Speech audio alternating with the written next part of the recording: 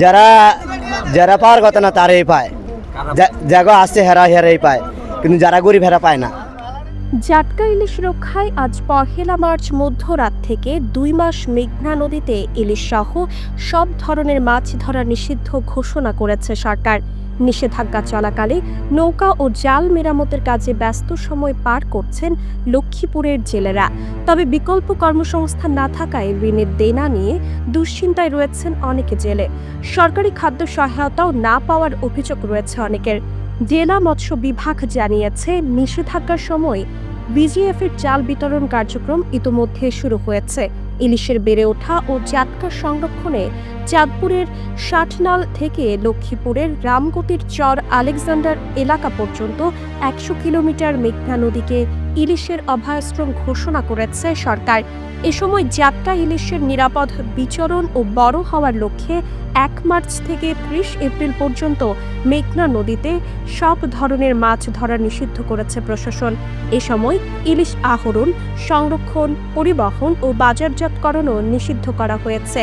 সরকারের এই অভিযান সফল করতে ইতোমধ্যে জেলার সব কয়টি বরফ কলের বিদ্যুৎ সংযোগ বিচ্ছিন্ন করা হয়েছে।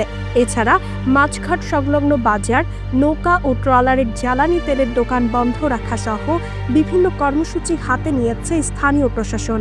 নিষেধাজ্ঞার এ সময় নৌকা ও জাল মেরামতের কাজে ব্যস্ত সময় পার করছেন জেলেরা।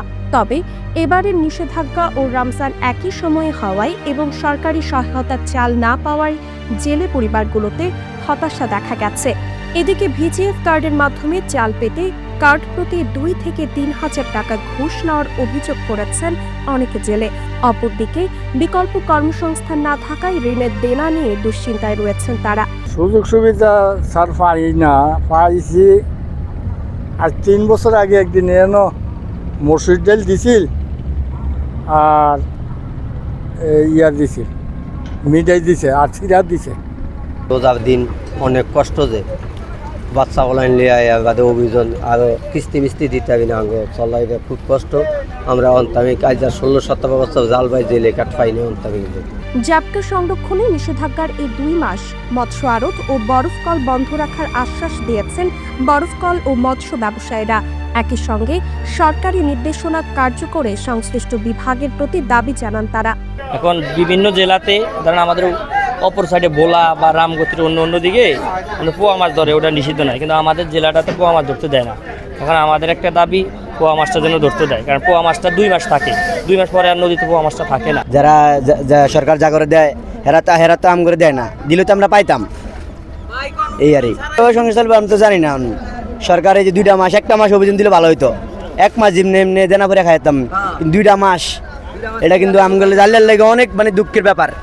তাদের মাধ্যমে টাকার বিনিময়ে এক টাকারে আপনারা দিছি ২,০০০ টাকা দিই, ৩,০০০ টাকা দিয়েছি, আপনি কাট করে দিয়েছেন, ওইটা ১-২ মাসে হয়ে যায় গিয়ে। আর আমি তো টাকা দিই নাই, আমারটা আজও পর্যন্ত হয়নি। ১ বছর আগেও করণীয় আছে, ২৩ সালেও করণীয় আছে, এগুলো হয়নি।